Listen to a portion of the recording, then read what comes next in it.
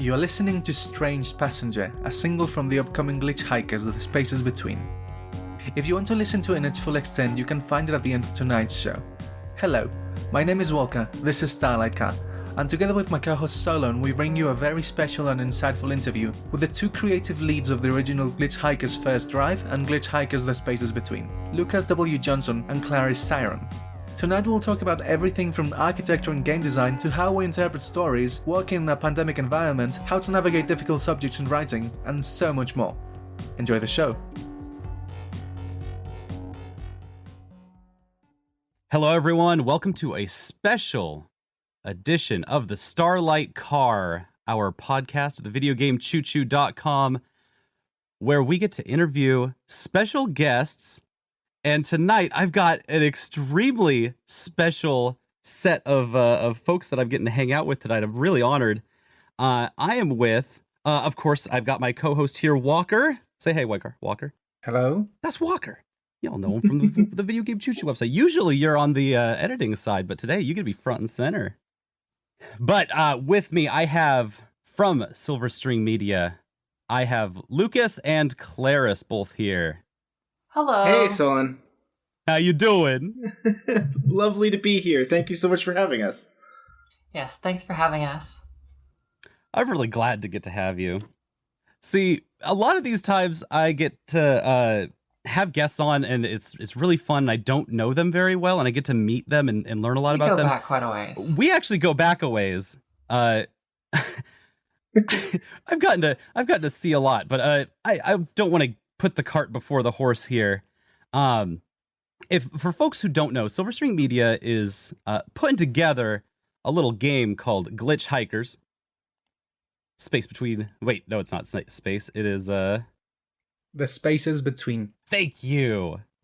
See, Walker's the professional around here. I'm just hamming it up. We're going to talk about a lot of liminal spaces tonight, but Glitchhikers, The Spaces Between, is a run-up of 2014's Glitchhikers, now called Glitchhikers First Drive, which, if you haven't played, the demo's on silverstring.itch.io, and I highly recommend it. This is an extremely great experience, and it's 20 minutes long,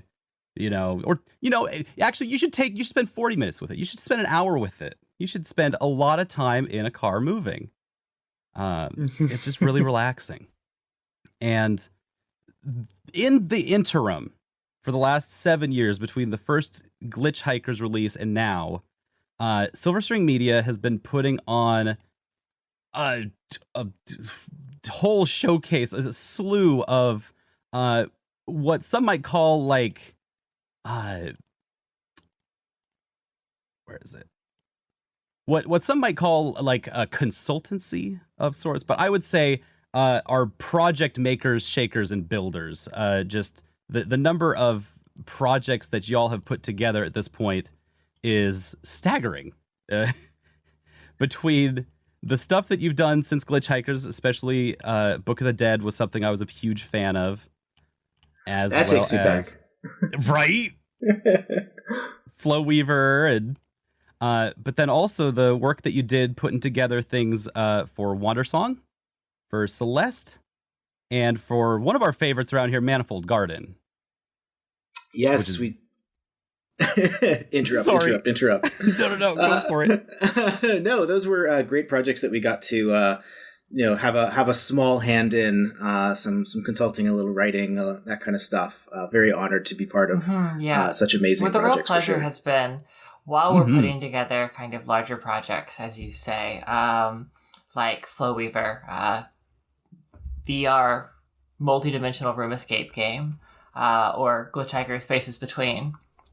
We are, also honored to be able to offer some small narrative design consulting, or in the case of something like Manifold Garden, a little bit of architectural consulting, which was very fun for me because I always love chatting about architecture. It's really a pleasure to be able to touch on so many great games, and they're already great before we get even kind of brought into it, but to be able to contribute a little bit, help polish things up, it's a real pleasure, and it's definitely work we hope to continue doing. Well, you've also done bigger projects. You did an entire Neverwinter Nights module too, with Dark Dreams of Furie. Yes, yeah, that was a very interesting and very fun project for sure. It sort of came out of nowhere, but we were super thrilled to be able to put that together. Oh yeah, just building legacy type projects out of it's awesome. It's cool to see. Well, thank you. I'm a big old fan, but that's neither here nor there. I want to dig a lot tonight, and I know Walker does too, into what it's like building Glitchhikers. Because Glitchhikers is it's a space, it's a space that you are in, and the biggest part for me is that space consists of like 500 different parts. It's sounds, it's audio, it's spoken text, it's what you're seeing at any given time. It's the framing of shots that are going by either in a car or now in this new one in a train, in other places. Like, putting these spaces together is extremely specific. And so, Walker, could you just ask your first question here? Because I think it's a good way to get people into the mindset of Glitchhikers.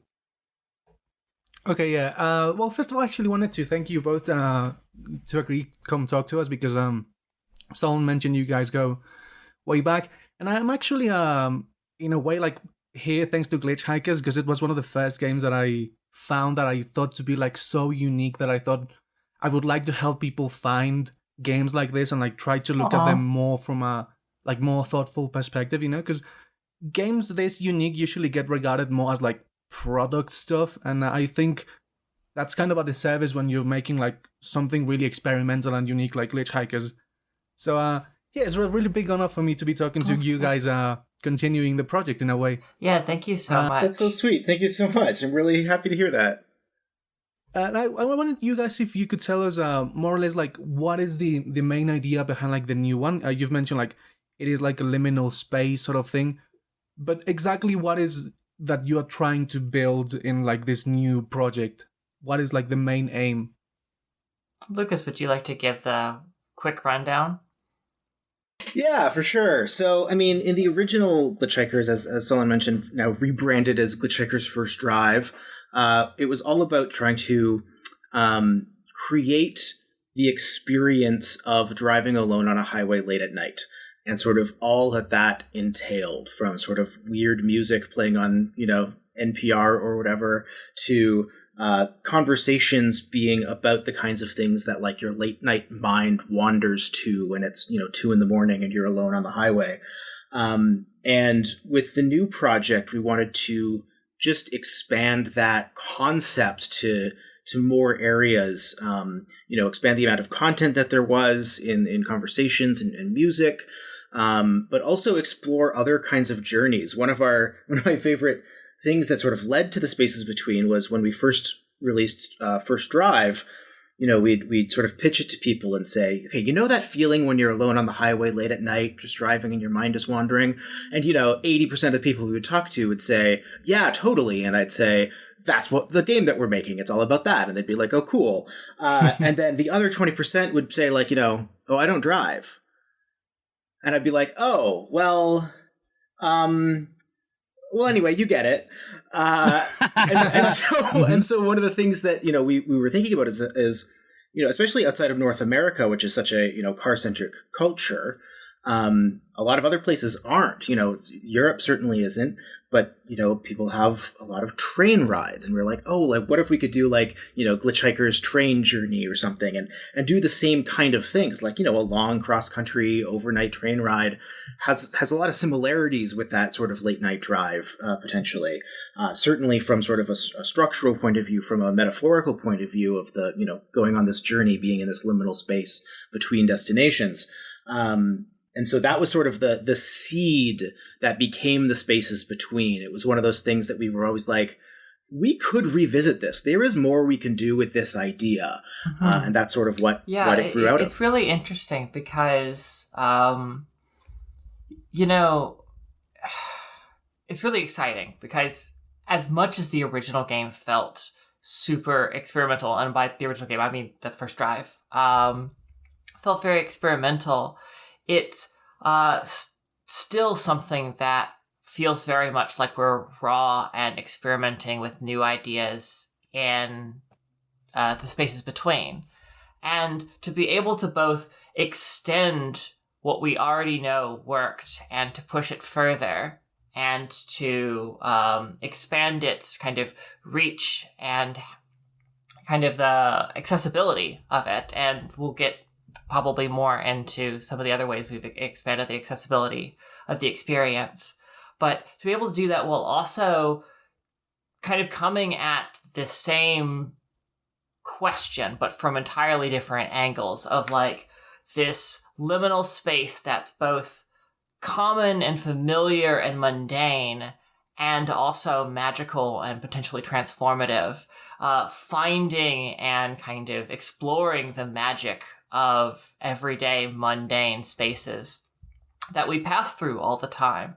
And yeah, like I think that it's been a real pleasure to continue this conversation and to see how this conversation has evolved over the last 7 years. I mean, I certainly didn't think that, 7 years after the first drive, people would be kind of like, yeah, of course, we get it. Like, it's not only a game about driving alone late at night and, it's got limited interactivity, but that doesn't mean it's not a game, but also it's a space, as you kind of led off with. I think the fact that people are approaching games from that vantage point is really exciting to me, because it's something that I've always approached games from that standpoint, that interest in them as spaces, and players thinking of them more as inhabitants.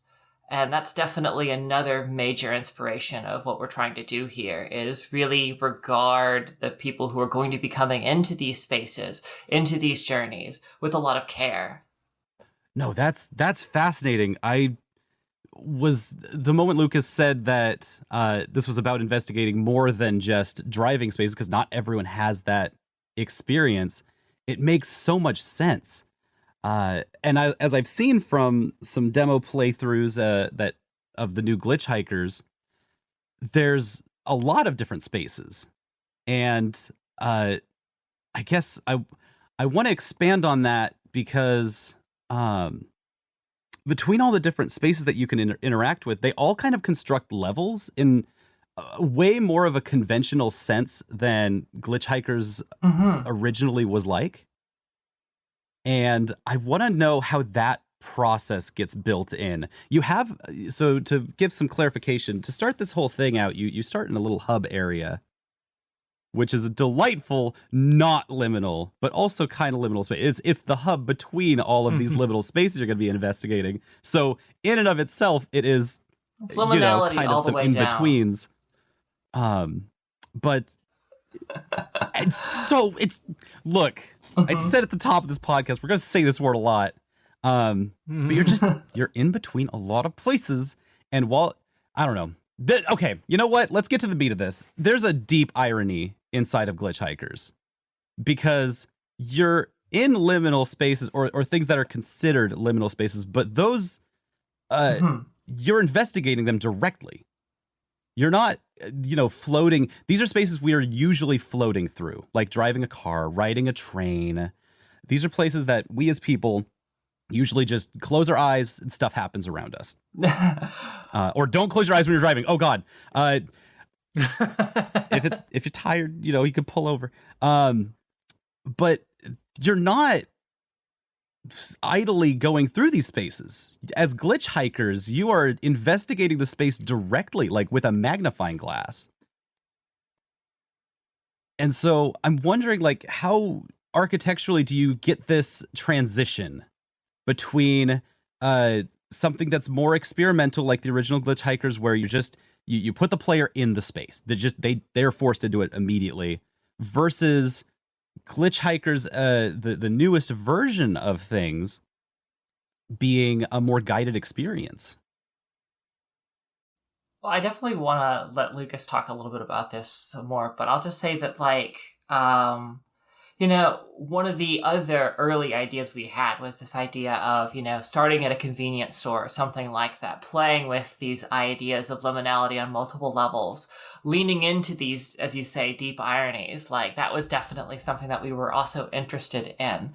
And that plus this idea of, okay, we want to expand into the train and do things that are kind of adjacent to what we were originally exploring, but beyond that kind of set up this structure for us to think about, okay, like, what other spokes are there off of this hub? And I think in some ways it kind of naturally lent itself a little bit of that structure as we approach the task. Yeah, you say the hub being sort of a destination, not so much a liminal space, except insofar as in the game it's between the journeys. But at the same time, a late night convenience store or, roadside stop, which is basically what this is its own kind of liminal space too, right? Like, you can, go to the convenience store as sort of your destination and be in that space, but more often it is part of a transition between things as well. But a big part of what Glitchhikers is about is not just,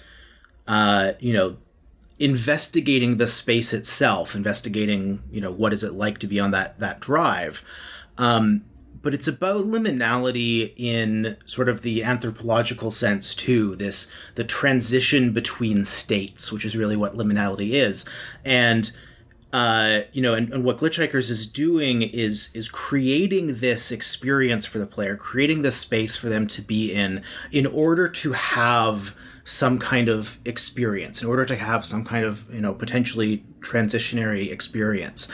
The conversations that you have with the hikers that you pick up in the car or meet elsewhere, are there to help sort of guide introspection for the player. And, we hope that at the end of it, you're coming out of that experience, maybe you've learned something new about the world, or maybe you've learned something new about yourself in how you sort of have interacted with these characters or heard their perspectives and that kind of thing. So that's such a key part of it too, and that's sort of the transitionary element of liminality.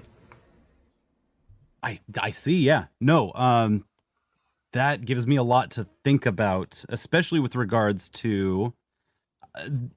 Claris, you've done a lot of talks, especially at like Ludonarracon and other fellow traveler type events about architecture in narratives.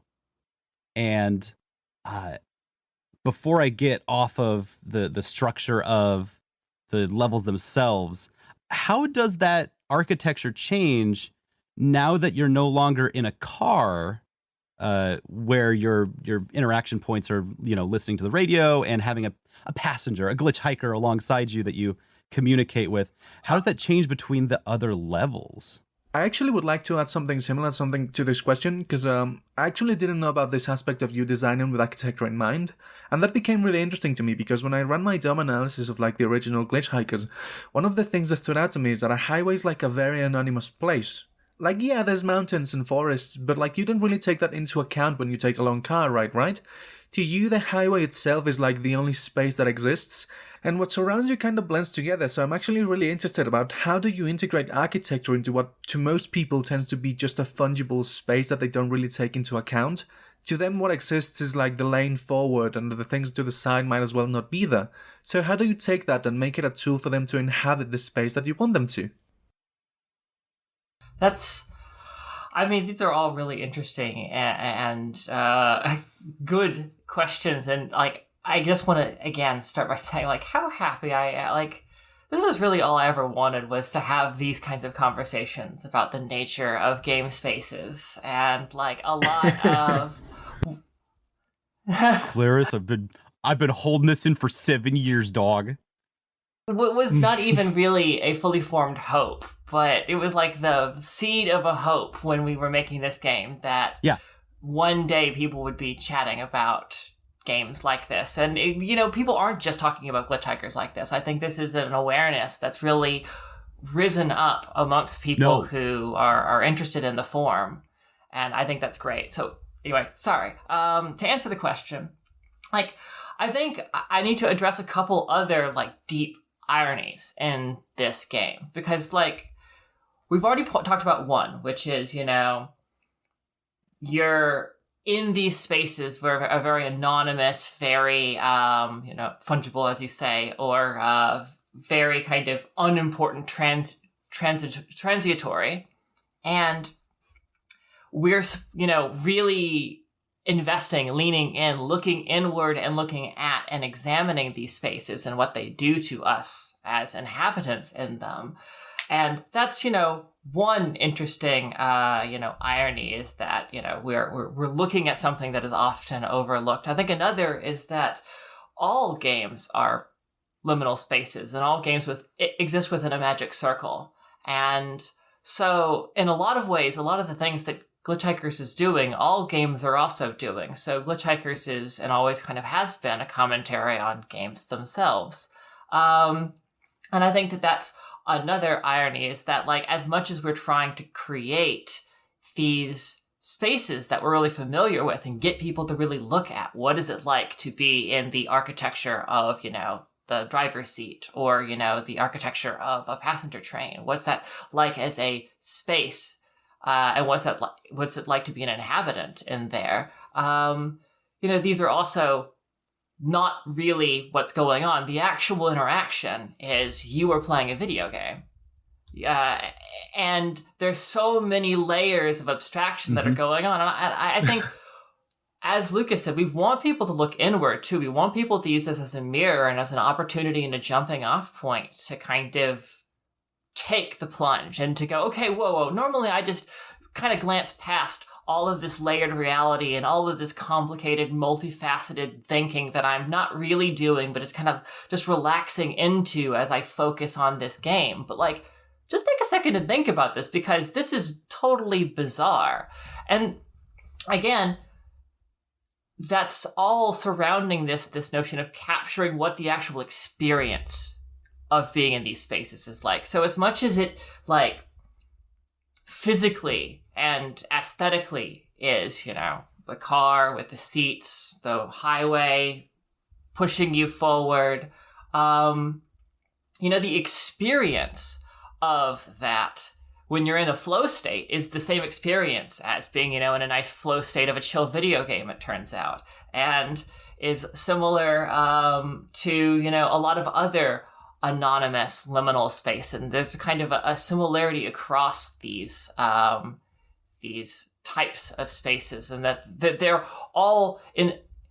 One could approach these very wildly different spaces from the same lens.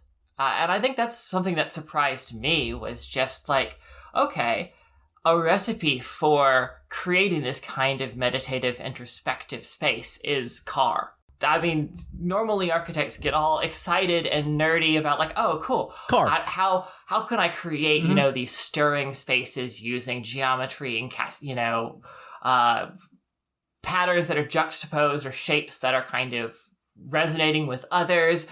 Or you could just take a completely mundane space that people normally don't pay attention to at all and give them nothing but to pay attention to it. That'll do it. That was a very surprising kind of irony. If all you hear is for me tone, to discover as well. Yeah. If all you're listening to is tone, suddenly that tone has so much more body to it because all you hear is tone, right? To jump off what Clarice was saying about the, you know, you're not actually in the car, you're actually sitting at a computer playing a game. And what is that sort of space like? You know, one of my favorite things that we were able to do in the spaces between, because we have so much more room for content, is explore some of those things more too. So like First Drive had, you have 3 conversations over the course of a playthrough, but there are 6 possible conversations that you can have.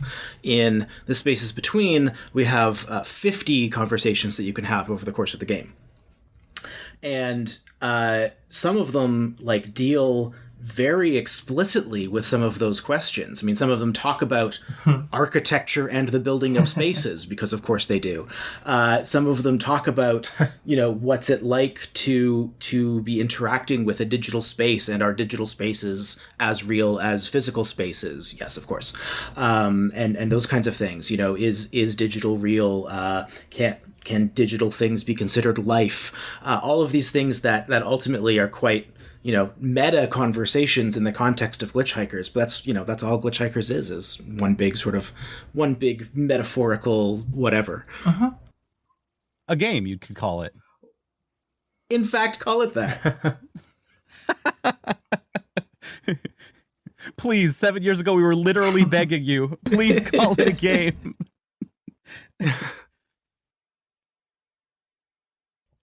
This has been very exciting to me because, just like in the answers to different questions, you guys have already been answering a bunch of doubts I had about the original game. One of the things that I had on my list of questions for this interview was about the radio voice. Because I'm not American if it's not obvious from my accent, so I was like, that's a very strange affect.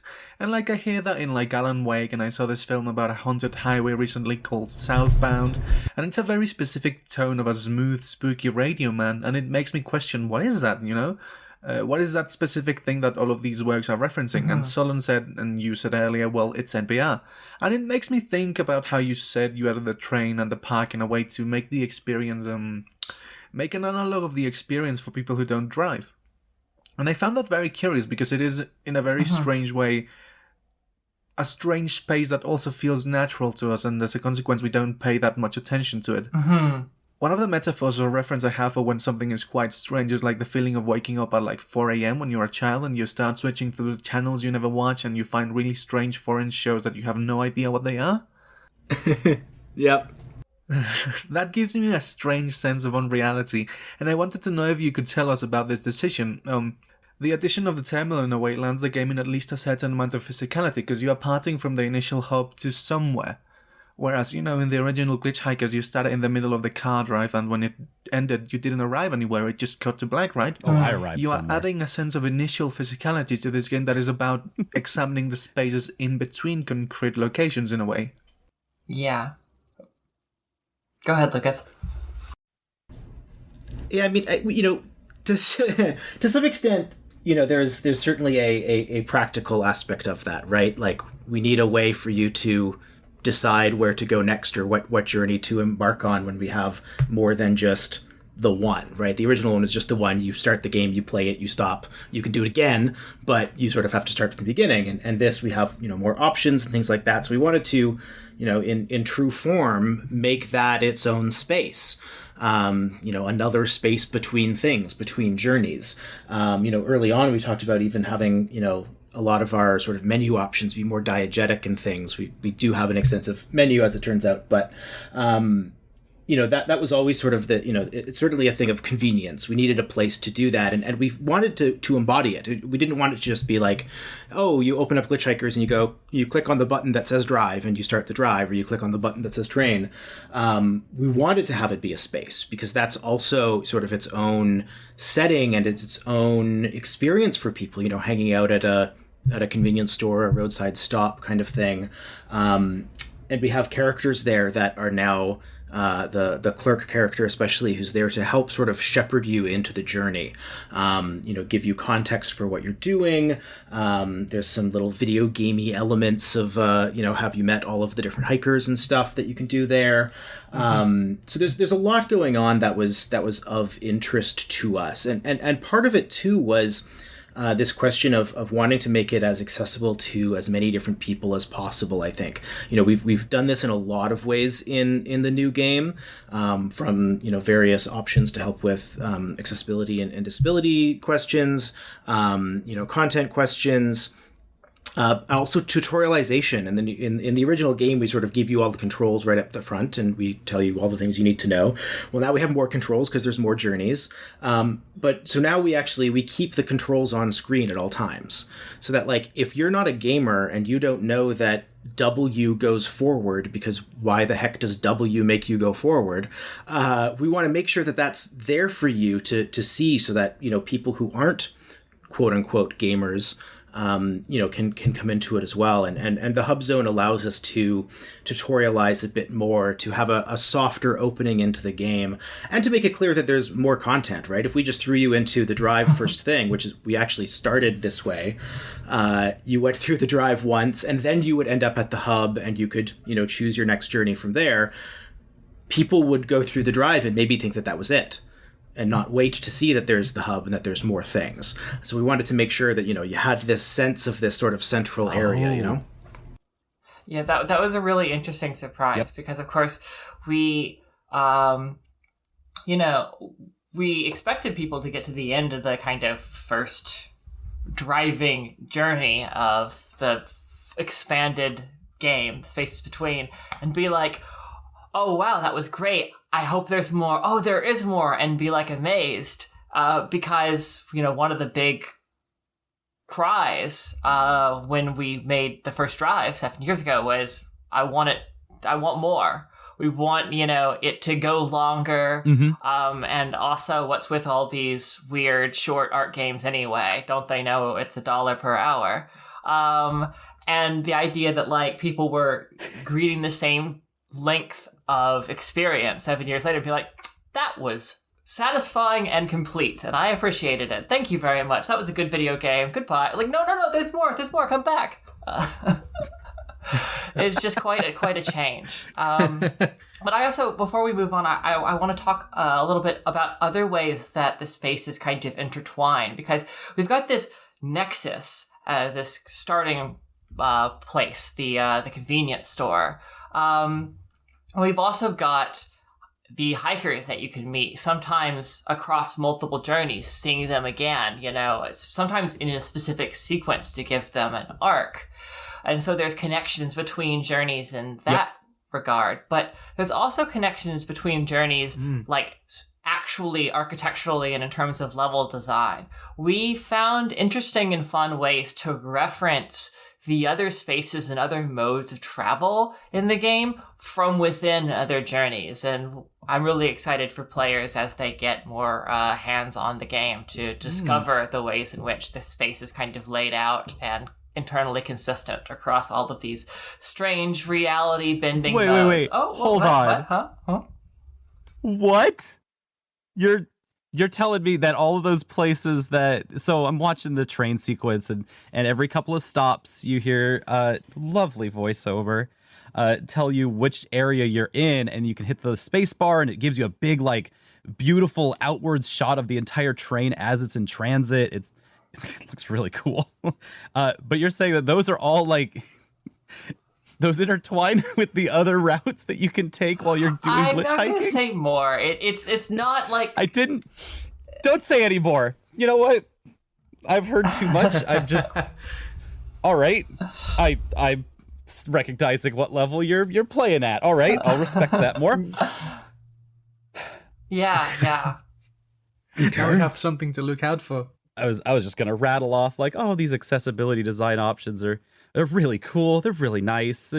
You can change pretty much everything on screen size and control the sound and music, but then you have all the filters for any kind of narratives that are happening inside. There's tons of different ways you can filter out and exclude specific topics that may be hard to handle for certain folks. Those are all incredible. That's all awesome. But you're telling me that the train is going somewhere? I mean, the train is always going somewhere. This game is always taking you somewhere, probably. That's a train at every point is also somewhere. God. See, that's the thing. The difference here on the Starlight car, when you're on this podcast, I don't know, we're not going anywhere. This is great. We're going everywhere and nowhere. It is funny that they're in a train-themed website interview, right? I forgot to formally introduce you to the Starlight car as we are in the video game Choo Choo. We're on the train. You have a train level we do. In your video game. We're right at home here on this Choo Choo as well. It gets... Yep. Mm-hmm. We're beyond the caboose on this one. Yes, I mean, speaking of, how do you... This is just an easy baseball question. How do you come up with all these spaces? With you're going through the train car. Folks will see this in the demo when they play it. Some of them train cars ain't cars, are they? No, we have there's some space bending that happens. I think, one of the things that we wanted to do is make sure that we kept the weird, because that's part of what made First Drive, I think, interesting, and what it was doing is like, you're not just driving around late at night and then you pick up a hitchhiker and have a conversation. The hitchhiker teleports into their car and then teleports away again, and there's this question of like, was that real? Like, did that actually happen? We sort of set up this thing of like, is this whole game a dream? Is it a hallucination? Is it, what is it? And we never answer that question. There's no canonical answer to that question, quote unquote canonical. And we wanted to sort of keep a lot of that elements. And then, some of the characters that you pick up are aliens or ghosts or something. And so again, this question of like, is this actually happening? And you can even ask them, that to some extent, like, I don't believe that this is happening right now. And so we wanted to just definitely keep a sense of that, because it's those things that shake you out of the expected. It shakes you out of reality and opens you to, new ideas, new experiences, opens you to like, okay, well, I have no idea what to expect now, so bring it on. And so, we have some of that in all of the journeys. And so, the train is certainly one where, we do some space bending and stuff like that. And again, doing something that we did with the original that we're very much doing, like way more so with this one, I think, is this idea of divination essentially within the game, as sort of secular divination, and I'm sure Claire can talk about this more, but this idea that we are creating a space for you to draw meaning, like any tarot reading or something. It's it's randomized elements from which you can draw meaning, and so we have, what hikers do you pick up and what are their conversations about? But we also have, what is the environment like around you? And we're introducing more of those kinds of things. So like, you're walking through the train and suddenly you're in the middle of a city and then you're back on the train. What does that, what does that make you feel? What does that do to your experience of this particular space? And same with the train stops, as you mentioned. The conductor comes on and announces some train stop, like Weeping Falls. We were doing a playthrough the other day, and we were, the player was in the middle of a conversation that was quite emotional, quite sad at times. And then, the train stop comes up, that they're coming up to Weeping Falls. And it was like this really poignant little moment created through largely randomness, but creating meaning out of that is all about what Glitchhikers is. That's type of divination. The biggest game mechanic in the First Drive was apophenia, which is the human brain's capacity to find patterns and meanings in random noise and meaningless patterns, and like really pushing that forward and finding new ways to layer that so that so many things are moving. Definitely in the First Drive, as well as in the space between, a lot of the decisions and actions that the player makes have direct impacts. In some cases, directly like impacting and changing the music. But for every direct, ripple that's through your motion or your interactions, there's a ton of other cascading wind and noise and randomness and decks being shuffled and kind of redealt all the time. And I think that's how a lot of divinatory tools work, besides just leveraging apophenia, the human ability to read, meaning in the tea leaves, so to speak. It's about having a lot of complexity that's mostly screened from view that occasionally shows itself. And in that way also to kind of approach this from a different standpoint than just kind of divination for people who, that's not their bag. It's also kind of simulating hyperobjects, the way that extremely complex phenomena that we're constantly being faced with, like climate change, they fade in and out of our view. We're aware of them. We see different parts of them, but we can never see the whole. And we struggle to comprehend the whole. But it's essential for us to, because we're moving through a world and a reality full of hyperobjects that are constantly changing things and, interacting with us, and we're interacting with them. And I mean, that's the world we live in. We're making more hyperobjects all the time, as well as confronting some that are ancient, like, the solar system and the laws of physics. But I think that those dynamics, like, are also being simulated, and to some extent the same kind of soft focus, that the spaces, the gaps that we leave for the player to interpret, was that a ... There was time that's cut out, between that train car and then when you're suddenly in the city, or was there a city inside the train car, or whatever. Like, it's up to the player to decide. They're filling in those gaps. I mean, that's part of the gameplay in a lot of senses. But beyond just asking players to fill that gap, we're also... Oh, nope. Speaking of trains, my train of thought just kind of left the station without me, and I... Hey, that's okay. I can sure. help pick that up for you. You want to come along my train? We got to derail. No, that's okay. I think that's one of the better answers we've gotten in an interview in the show so far. That was so It got me interesting. thinking, because a lot of your work has that interpretive style to it. All the way, I mean, even Celeste, part of your work was writing Mr. Oshiro, right? The hotel manager. We just offered consulting on that character, and there was a little bit of writing in there, but I think it was mostly... It's just funny that that's how it landed, of all places, because that's the most interpretive space in Celeste. You're not climbing the mountain. You're taken away from the mountain in that specific case. But especially in a lot of your other work, there's that idea of divining things from chaos, right? And that's why I think I'm so excited to see it's almost easy. It's not. This is a little reductive. It's easy to throw someone into, strap them into a car and make them ride your funny little chaos rocket and make them interpret stuff. But the ask that you're asking out of a player changes when they're in a train and they have to move and maneuver that space themselves. So how do you get that same effect? Because the original Glitchhikers really hits you hard because it's all happening to you. And there's not really, a way to... Whether you see things or don't see things, they're all happening. Now, in the train, you have more agency. And so I'm wondering how that changes things.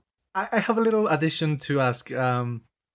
Is there an option, because I have to assume some people would do that, sometimes I've done that, to just sit in your seat in the train ride and be like an apathetic prick for like the whole 40 minutes? Yeah, there's a couple things there, right? Like, one is, to directly answer that question, you can just sit in the seat and look out the window. Aww. And part of any good train ride is to just sit in the seat and look out the window at the train going past. That's why we have those, like, interesting, locales that you pass in the train, that, you can see. It's not just sort of the same train over and over again. That's right. We've done this before in meetings where somebody is saying either train or terrain, and it sounds exactly the same, so I should be careful.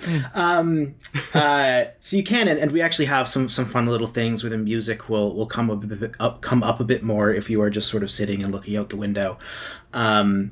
Ultimately, you have to choose when the journey ends. Like, there's no timer on it. Even the drive, where it's much more structured. There is sort of a designated end to it. If you just sit there with a passenger in your car for a long period of time, you could just sit there for a long period of time. So there's no 30 minutes is up, we're booting you off the train now. You choose when you are sort of done that journey. But to Solon's question about, the movement in the train or having it be different. Once we decided we wanted to do more types of journeys, right? Certainly this idea of not everyone drives, so let's put a train in there. What else can we do? We have a walk as another big one, a walk in a park. We decided that all of them needed to be different. And all of them needed to be different in a lot of ways, but mechanically different as a big part of that. Because the whole idea of constructing a journey, the whole thing that we did with First Drive was making every element of the game trying to recreate that experience of driving alone late at night on a highway, right? You can speed up, you can slow down, you can change lanes. You can't drive off the road, right? It's not like a, GTA or something where you can just go wild, because you don't, right? Like, if you're driving along a highway, you don't just careen off the road at a random place. We don't do that. That's not what that experience is actually like. That's a very video gamey thing to do. And so that, that was very much part of the mechanical decision for First Drive. Give you a little bit of control, but not a lot, because that's that experience. And so when we look at, the train, or we look at the walk, or these other journeys, that was a big part of the consideration. What are the mechanics for this space? What are the mechanics that make sense for this kind of experience that are distinct from the others? And it comes into play in the conversations you have too, because when you're in a car, conversation is happening alongside you. But when you're in a train, you're having direct conversation. You're having eye contact. That is a very good point. Yes. And so writing for that space, writing for conversation that you're going to have direct eye contact with and have body language for and stuff, that's going to change things in weird ways. And from what I've seen, it seems like those are shorter conversations, but then they loop around. They come back. You have multiple conversations with many people. And you kind of have to carry those conversations along with you, juxtapose them off each other, and stuff like that. Well, and that became part of this sort of mechanical question too of, how can we structure these conversations differently for each journey in a way that makes sense for that journey, or furthers the metaphor of that journey, if you will. And so we put a lot of thought into, what are the overall moods of each of these journeys? We have sort of the drive as our starting point. It's sort of this chill, nighttime, weird conversations, etc. Mind wandering. On the train, a train is all about sort of a collective journey. You might not all be going to the same destination, but you're all going in the same direction. And we have, the conductor even talks about that, because we're not subtle. And so the conversations in the train are, each individual conversation is a little bit shorter, but like you say, you end up having multiple conversations with each hiker. Each one gets a little deeper, because the train is about sort of this safe space. We're all here together. We're all here supporting each other. We're all going in the same direction. And so you can get into conversations that are a little bit deeper, a little bit, there's conversations that get into grief and, really personal topics and really personal stories, because we've sort of created it as this safe space, versus the walk in the park, which is all, there's winding paths through the park, and you have to stay on the path, but there's branches all over the place you can explore. And so every conversation there has one major branching point, where the conversation can go in one direction or another before sort of coming back to the same spot, which is just, it's a fun sort of narrative design element to mirror what's happening in the larger metaphor. We definitely took that in mind when we were creating the structures for the conversations in each mode too, so that they're we did write the conversations differently, not just to kind of intersect with the mechanics, but to also have a certain thrust or structure that is complementary to the kind of mode of movement and the other flow of the game. Because, one of the things that people complimented the First Drive about a lot is how while it's doing all of these things to kind of sell this experience of driving alone late at night, it's also a metaphor for so many other things, including like how narrative works in games in general, writ large. And, you know, we wanted to make sure that that kind of reading would carry through in other modes, but also just, you know, going back to how this thing actually works. So much of it is creating layers with, you know, valid interpretations. You know, like a player could take it in that direction, and then just leaving enough in there that's intentional to give evidence, and then the rest leave it vague, or, you know, have symbols that kind of gesture in that direction, but maybe don't say something clearly. And then that's all that people need in order to feel kind of that their metaphorical reading is validated. And in a lot of respects, all we're trying to do is provide people with a space to reflect and to validate that process. It's an important process. Yeah. I guess I'm interested in the meta design of being on a train, being in a car, and being on a walk, just because there's such a difference in, like you said, like the safety of the train car. There's definitely like part of the edge that is inherent to the original First Drive Glitchhikers is that because you're in a car, there's a level of like consensuality to what you are doing. Like, you have to be hurtling your body at 60 miles, I guess, 80 kilometers an hour on a highway? 100? 100? How big do numbers get? 100. Yeah, 100 kilometers an hour.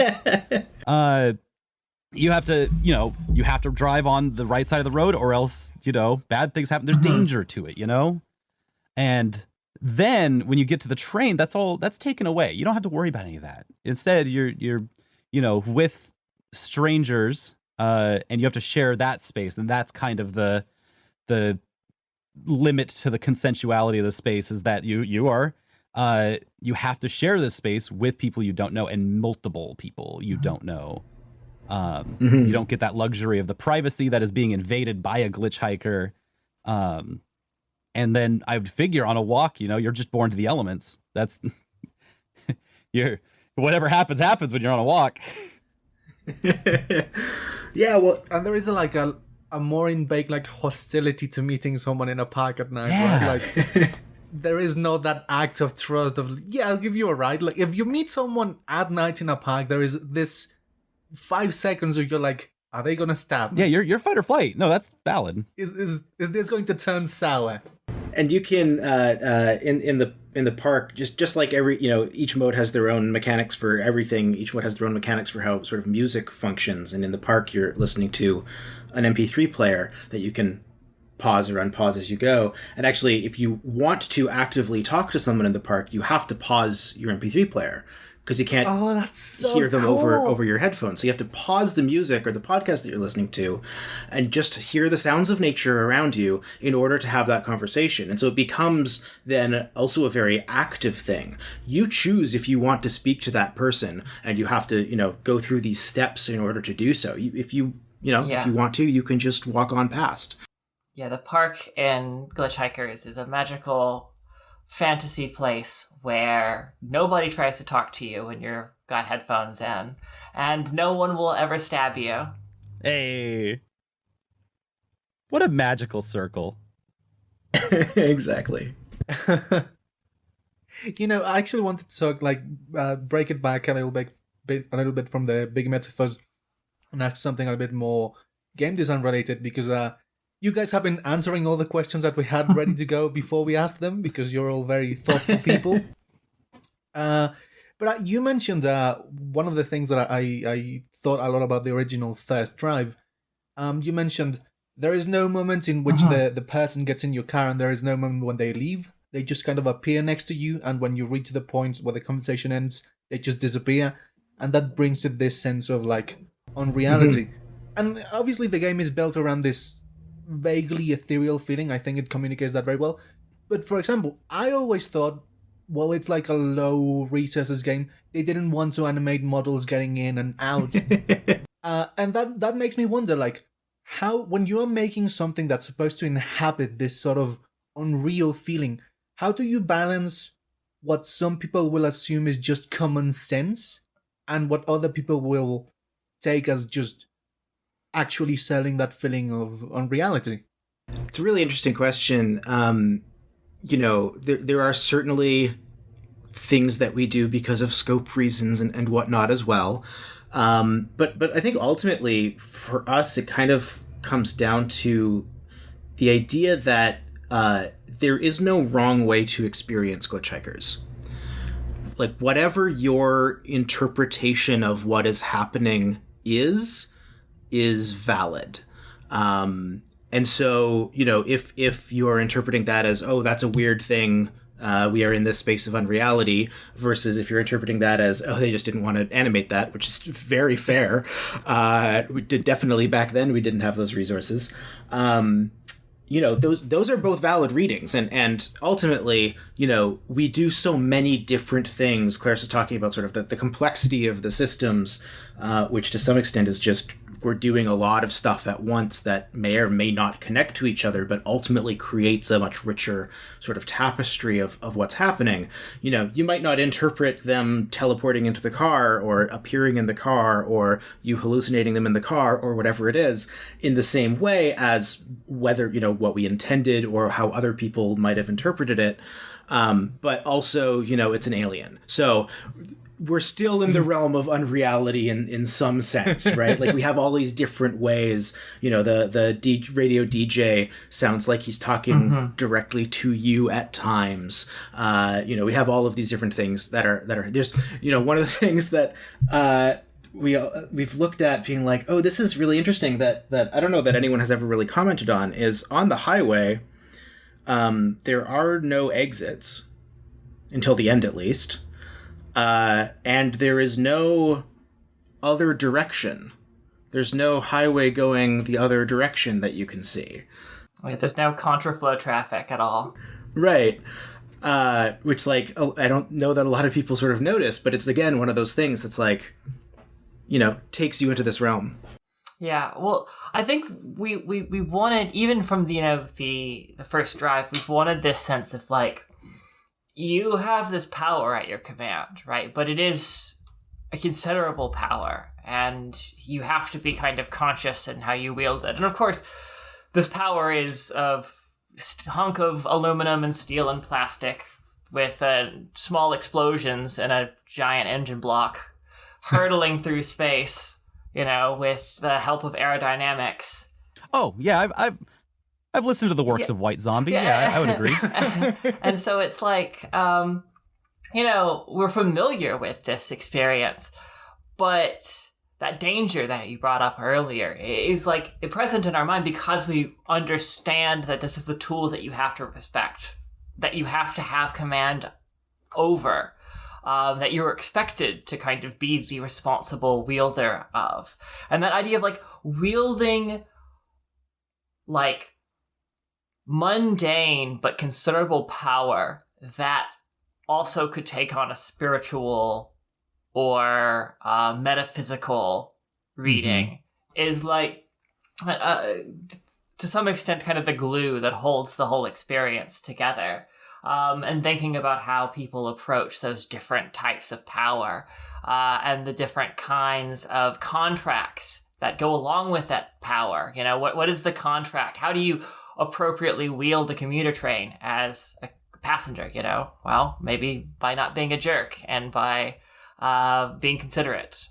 I don't know, but like and it really also just depends on the player. I hope that somebody plays our game and has never been on a commuter train and like, wow, what a strange way to travel. So like, we have no way of knowing precisely where somebody is going to be coming to the game. So there's a certain amount of uncertainty and doubt we have to have about all of our assumptions about the kinds of players that we're going to have, especially because we want to cast a wider net and be more accessible and be more approachable than other games, perhaps. But I think beyond just having that uncertainty about who is playing the game, what kind of mindset they're approaching the game in, and having a bunch of options and ability to accommodate them, that those gaps in the narrative, those spaces where you have to fill it with logic or a story or, as you were saying, common sense, like those gaps are precisely where the narrative of the game lives. That's where the player is kind of injecting their own personality and their own unique spin on things.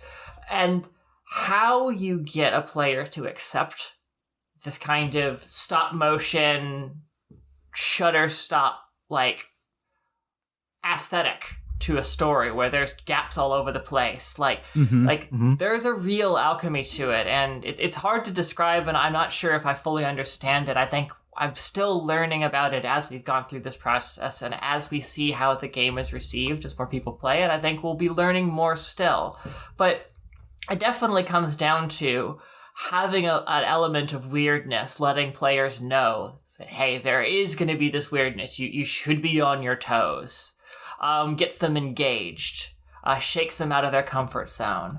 And then a whole bunch of other things cascading together hopefully keeps the player where these gaps feel playful and inviting as opposed to confusing and bewildering.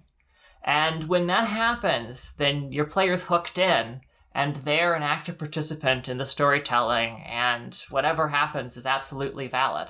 Yeah.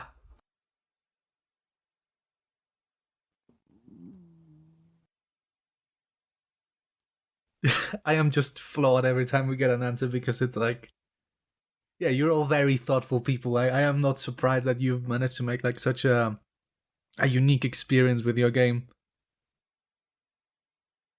Nah, that's what I remember from old Glitchhikers. Just at the end of the day, what it comes down to is, how do you grab the player? Which is the same question any game asks. So there's just something so like you enter the strange and bizarre within Glitchhikers, but it does come around to building in a way that is familiar, you know, to people who've played games and to people who haven't.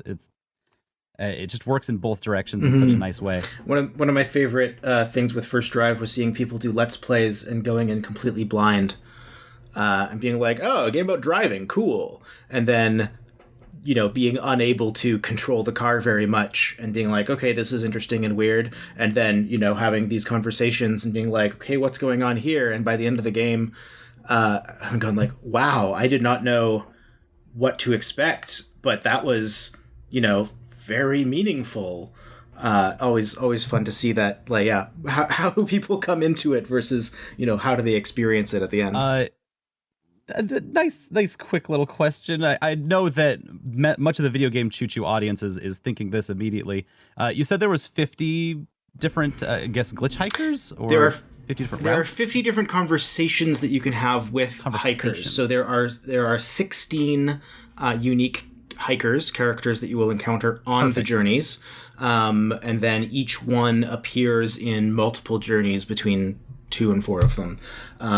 So you will encounter the same character in multiple places, having a different conversation in each one. So the math works out to 50 total. And some of them are, nice. You know, you'll meet a character in multiple places and they'll have sort of, you know, similar kinds of conversations. There's, you know, particular topics or ideas that each hiker is particularly interested in. And then some actually have almost like character arcs across those 3 conversations. Some you sort of have to have in a particular order, some you don't. So there's sort of a lot going on there. But yes, there's a lot to discover. Okay. The important part of this question, though, that we need answered is, how many of them are just a little guy?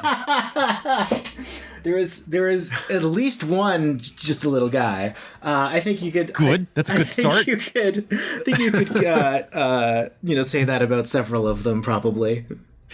Yes. Okay. That's cool. That's cool.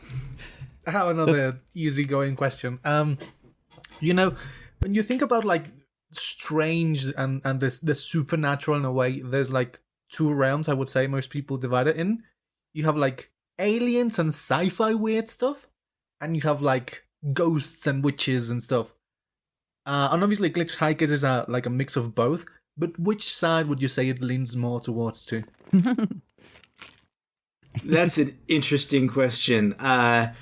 We play with a lot of weird that you might consider more on sort of the, fantasy, almost horror kind of stuff, but ultimately probably more on the sci-fi side of things. Partially I say that because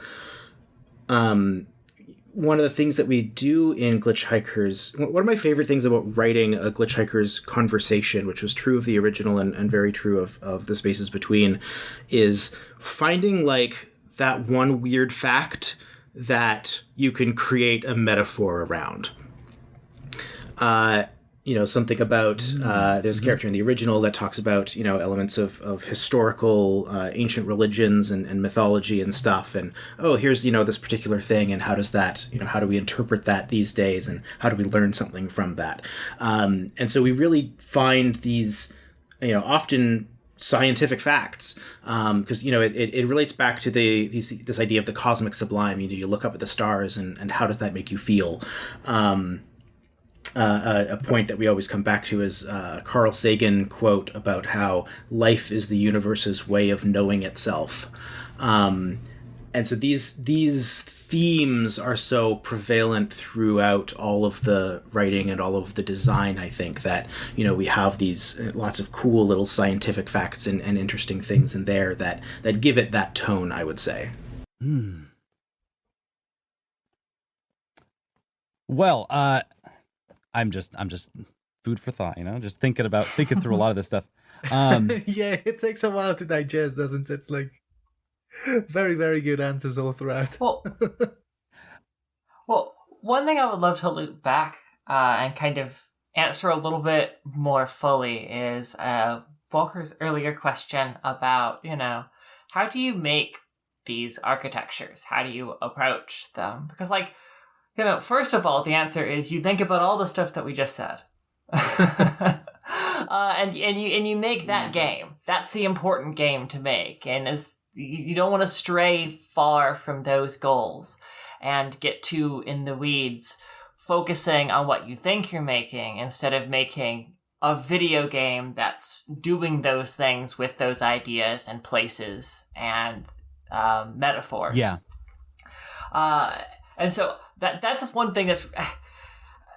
if I'm not making sense, I think I'll just say it's easy when you're making digital spaces to get deeply consumed in the act of rendering as if real that space, when the reality of that space is probably not even actually the point of the experience. Maybe even if it is, and you go through all the rigmaroles, lovingly, painstakingly create, the jungle landscape. Most players are going to run through it at a breakneck pace, and their brain is just going to go, yep, that checks out. That's a deeply complicated rainforest with thousands of species. Cool, good, moving on. Yep. And so you have to recognize how people actually perceive space, which is to say there's a lot of different senses going on, and those senses aren't perceiving the whole, but a whole bunch of different parts. And then the experience of being in the space is the sum total of all those parts. And so, again, thinking about how do you make a space out of music? How do you make a space out of just reverb and room tone and a few bits of foliage falling around in the park? Both of those things, both together and separately, also are part of the total ingredients to create, our park, for example. And so partly that's what's making it so strange and fantastical, is it's got all of these things kind of chiming in and out, emerging, shuffling, having meaning, kind of cascade and resonate across. But it's more than just a whole bunch of stuff happening. It's also really thinking about every aspect of this experience, every aspect of this space is holding space for the player, is kind of wrapping around them in a way. So it's not just about confronting them with a rendered simulated reality that checks out and is convincing. In fact, if anything, we want people to be like, wait a second, that doesn't check out. I want to examine that further. We want to kind of draw them in. Mm-hmm. But what we do want them to do is relax into the space and into the mood. And so a lot of what's happening isn't just the architecture that you see or the structures that you think about and that we talk about, but how the music, the sound, the lighting, all of these small, subtle things also congeal around each of these different journeys. Right. No, I see this a lot actually throughout Lucas's writing on a lot of characters, is that the characters will be written in a way where their minds will start to wander before suddenly making a connection. And it really vibes with how I read, and I'll be reading and my mind will start to wander. And then suddenly I'll like zone in on something. It might be something completely different from what the conversation is, but there's just so many things to like make connections on around that somewhere in between you connect these dots and something connects with something else. And like there's a flow to it, and it comes through in the writing, and it comes through in the characters, like the ways that they'll talk in spaces. It's really neat. Yeah, thank you. I mean, and a lot of the writing was, collaborative between me and Claris also.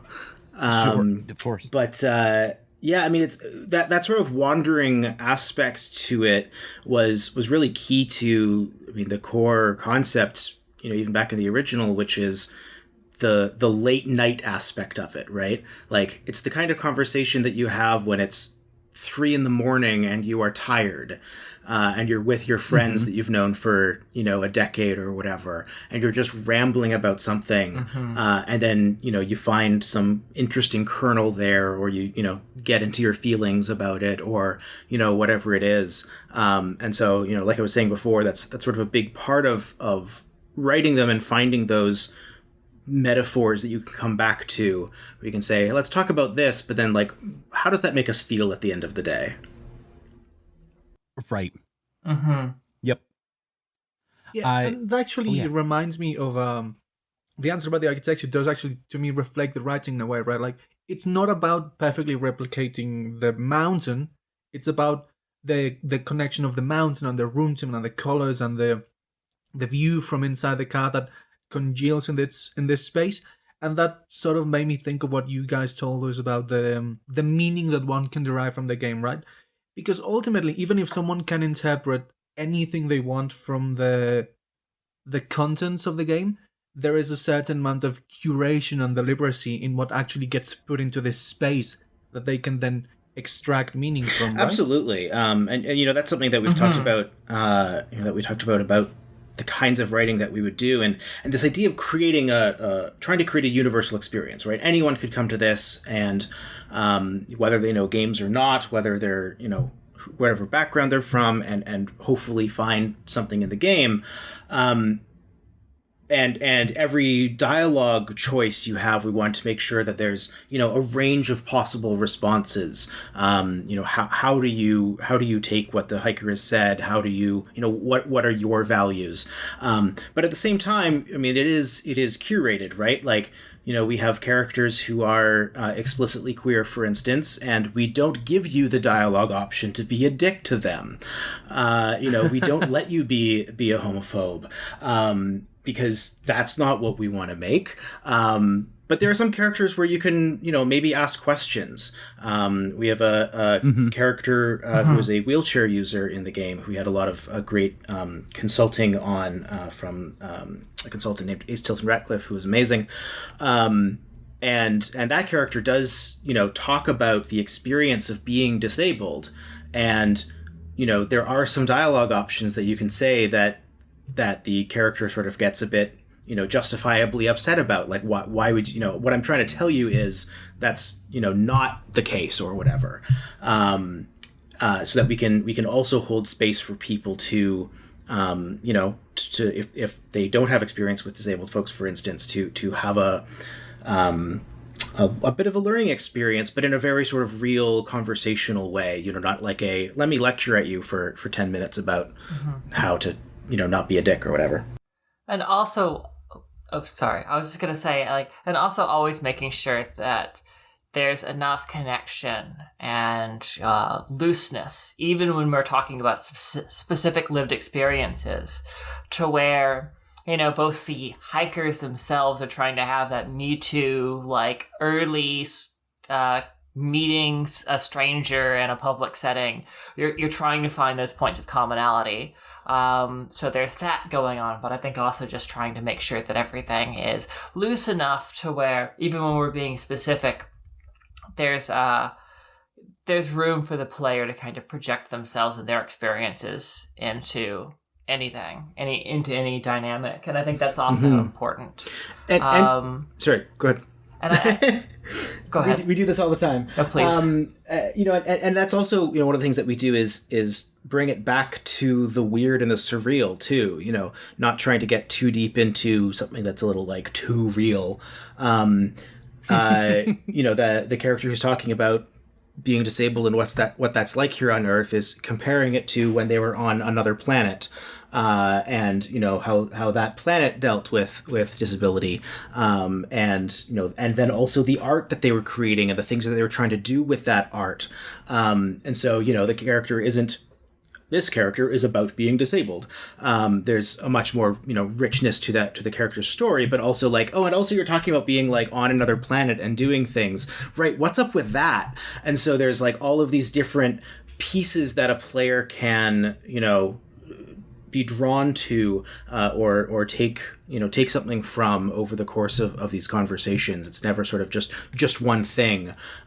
Just like every element of the game, right? The music and the spaces and all these things that we've been talking about. There's lots that you can try to connect to, or that the game can try to connect with you, so that even if one particular thing doesn't resonate with you, there's lots of other things that might. And almost everything in the game is a launching point, a place to start. And almost everything ends with kind of a ... And there's the expectation, and we very explicitly give the space and time to players to have those moments afterwards to process, after a journey, after a conversation. We're really pleased with how much people took the writing that we produced for the first drive and ran with it, and how much it was as provocative in a productive way as we had hoped. That was really nice to see, and it encouraged us to continue to do that and to really have the expectation that each conversation is this kind of springboard, and we can let the player take that and run with it and carry that baggage into subsequent conversations in a way that the conversation might not, or it might uncannily refer to exactly what you were just thinking. Holy crap. Whoa, how did that happen? Well, lots of ways. But in addition to that, even if the next conversation isn't about that, we recognize that the player is still carrying that baggage, those thoughts with them. It's kind of the snowball or this katamari that builds up, and something that we were really happy to be able to spend a lot of time doing for the Spaces Between was working with consultants on, the mental health side, working with an organization like Take This. And also creating those spaces like the convenience store to not only be this functional nexus for you to navigate the experience, but also additional padding. So that, when you are shooting your thoughts out there and now your mind is racing and you're thinking about a whole bunch of heavy things, and the fact that it's all a bit unreal and fantastical isn't keeping you grounded, there's other parts of the game. There's other spaces. There's moments held for you to be out there, to be brought back gently. And there are characters where you can say, hey, I'm having a hard time. Actually, that was really difficult for me. Can I talk about it? And that was something really important because we were experimenting. We're still experimenting. There's a mode that we're still not talking about yet, but it's as experimental, at least, as the first drive was back 7 years ago. But as much as we're experimenting, we realized that we are, with the first drive, playing with powerful forces and asking people to kind of enter into mindsets that are potentially very vulnerable and meaningful to them. That's a good thing, but there's risk that's involved with that. And to really take time to create more space, safety mechanisms, etc. for players so that they can go into it with more confidence that the game is going to catch them. That was something really important to us, and we're really looking forward to hearing from players how we did.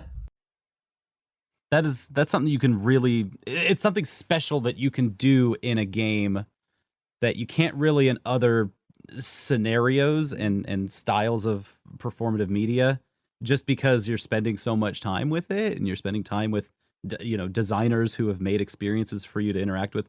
That gets me very excited that there is more to come down the line that's way beyond what we've seen so far in demos and in previews.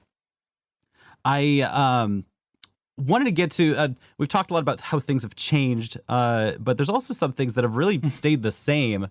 And I have, maybe this is a weird question, maybe this doesn't make sense, but for the hiker heads out there, I've noticed that some of the characters that you get to talk to, some of the hikers are similar to ones from the first drive. And I was just wondering, are they the same people?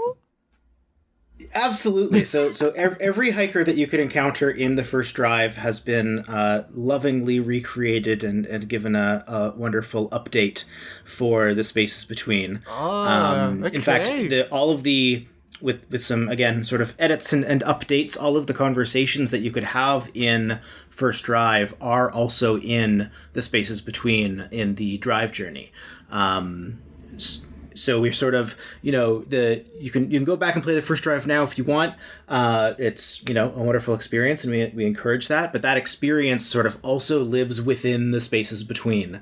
We wanted to, ultimately make the spaces between sort of the full canonical experience with everything within it.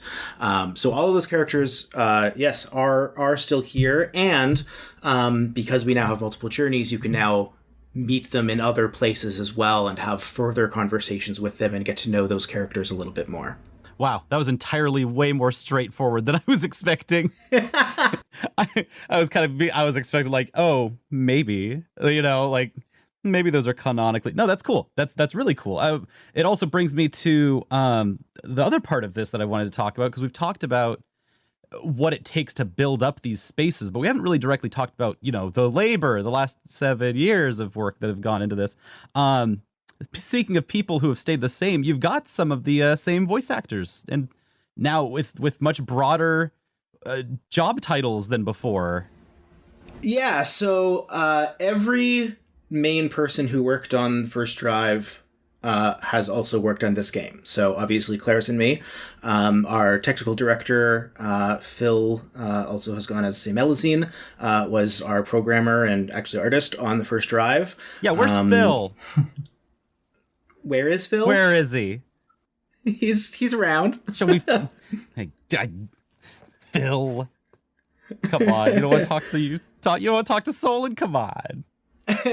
we're in like the last 2 weeks of production on this game right now, so Phil's a little busy. Oh, I know.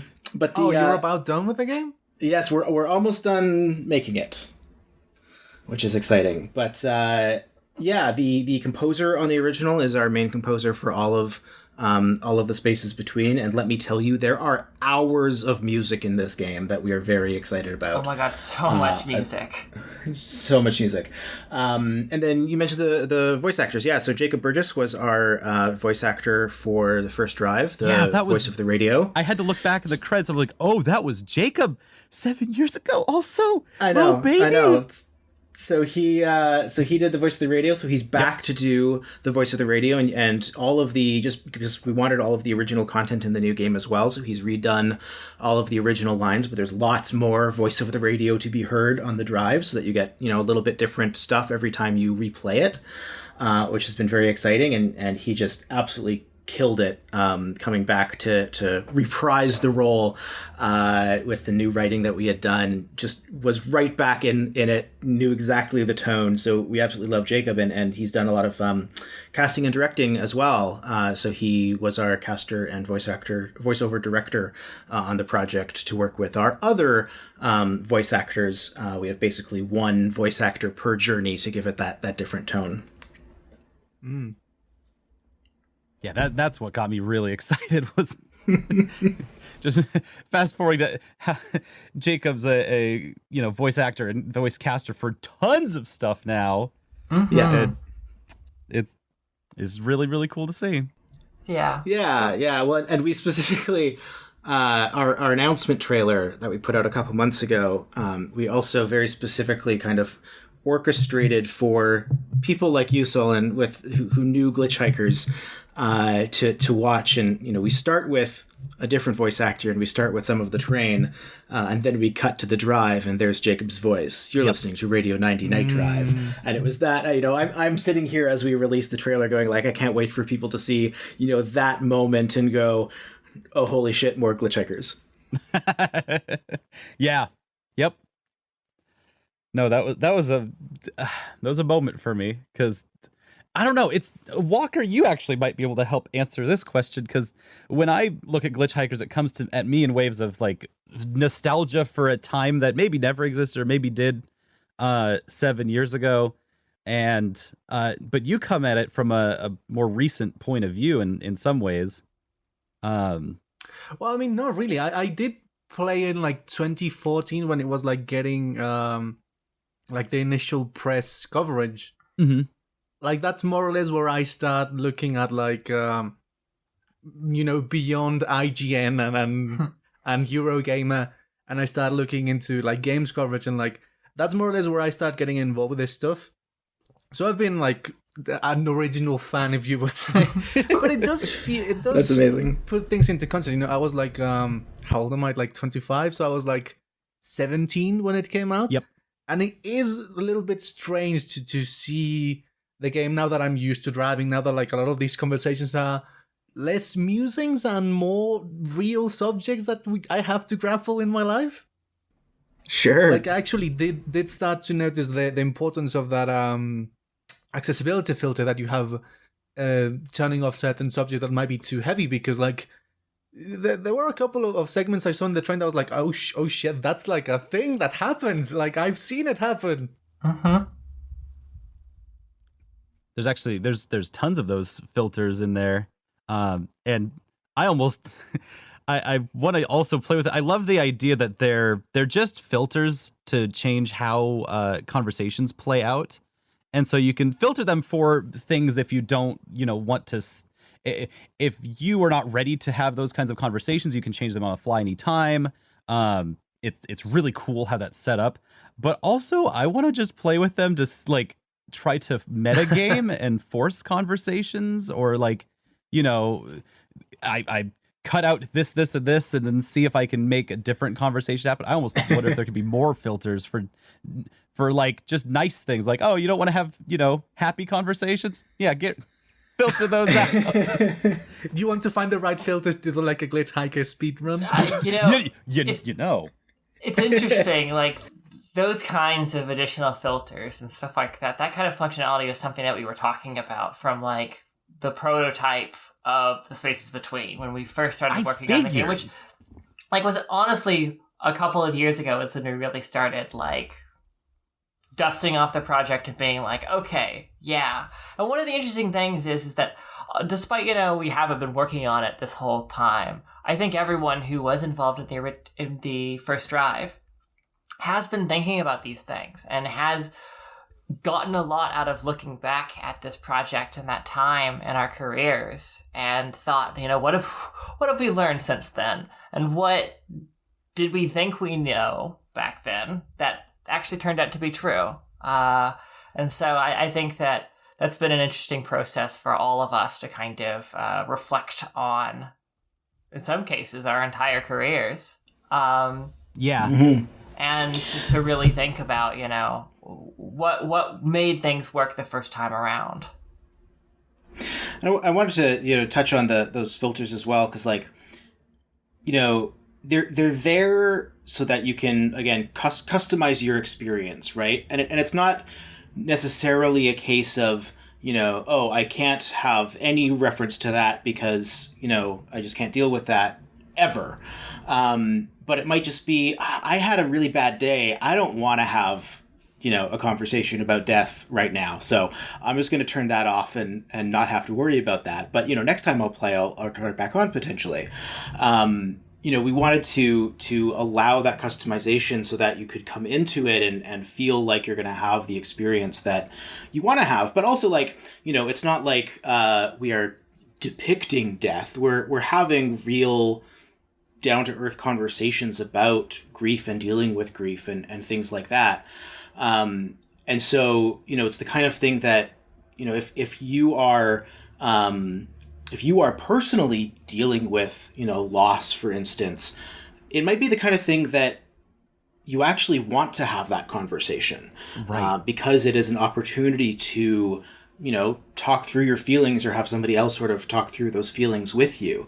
And so, we really want to encourage folks to come into the game with sort of this idea of what they might experience, knowing that it's not, we're not going to suddenly jump scare you or something, right? We're not showing you graphic depictions of things. We're just having conversations about these sort of very deep and very real subjects. If you don't want to deal with that today because you had a bad day at work or this is still too real for you or something like that, you can turn it off. You can, make sure that you have that safety for yourself. Or if you find yourself in the middle of a conversation that you don't want to be having in the middle of the game, you can back out of a conversation at any time with no repercussions. So we wanted to sort of add these things in, but also allow it to be something that maybe you do come in and you do want to have that kind of conversation. Mm-hmm. Well, it's interesting, like earlier on when we were talking about the kind of nature of the car, we were talking about the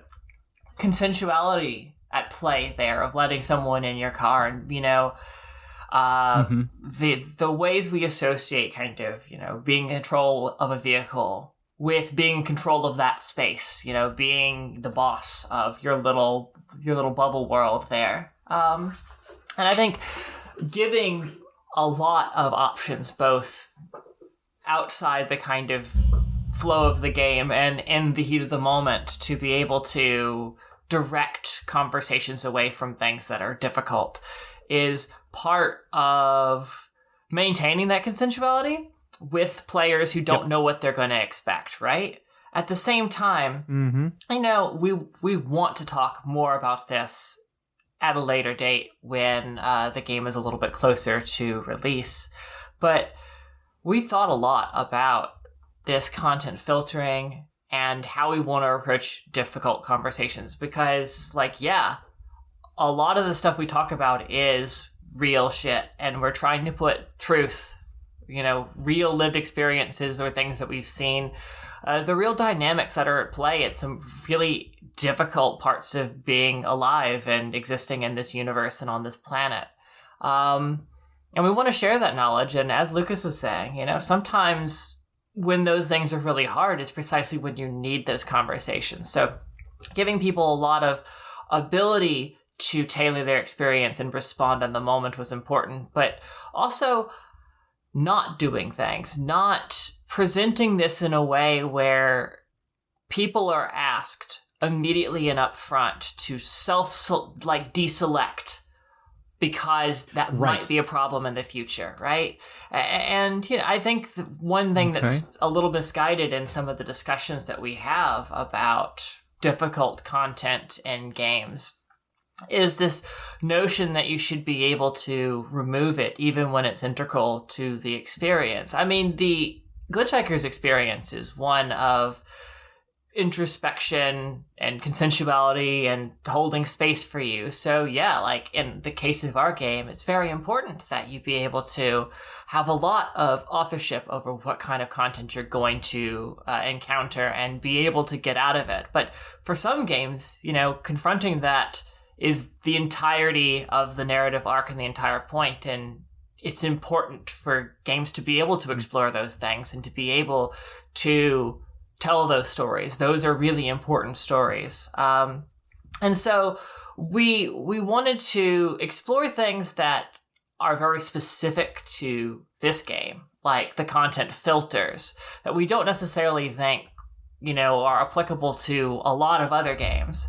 And then we also wanted to think of smaller courtesies in the moment to players, letting them, skip past conversations at any time, letting it kind of ellipses forward and not breaking their sequence flow of the game, or penalizing them for not being able to kind of handle a small bit of larger game. Like, those are things that we definitely want to continue forward. And I think it's been a really interesting process to consider a lot of this stuff deeply because, as I've said before, creating a safer space for players and really keeping an open mind about the different perspectives and mindsets that people could be approaching our game with is really important, and something that we really put a lot of thought into. I can tell it's a big part of you're going to be talking a lot about this filter with pretty much everyone, because I think it's something that it shows how much effort has gone into it. And from my perspective, because of a lot of the other narrative based games I've played where they have you just self-select out, you just opt out immediately out of something that might be coming farther ahead. It's not an easy answer to answer right in the moment when you get the prompt, like, 2 chapters before something hits and you're like, what are you talking about? Oh, sometimes some of the better visual novels I'll see use that to set up, like, hey, here comes the drama section. And that's cool too. But yeah, people are going to be talking a lot about this specific thing because it comes back to Silverstring's experience with architecture and narratives. Because you had to build that from day one in order to get a selective style where players can understand that they can select in and out and filter things into directions where they are not necessarily comfortable. It doesn't like put, bubble wrap over everything. It puts them in places where they can navigate what kinds of experiences they want without having to feel like they're losing anything.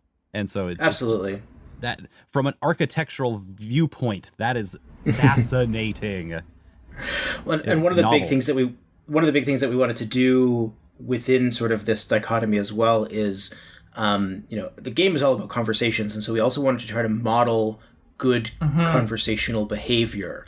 And so, we have, certainly you can use a filter to stop things. If you're in the middle of a conversation and you're like, nope, I can't do this, you can back out. But even when you back out of a conversation in the middle of it, it doesn't just end immediately. There is a line of dialogue where you say, I don't think I can have this conversation right now. And the hiker that you're talking to responds, and each hiker has a bit of a different response. But, the idea is generally sort of like, oh yeah, no problem, I totally get it.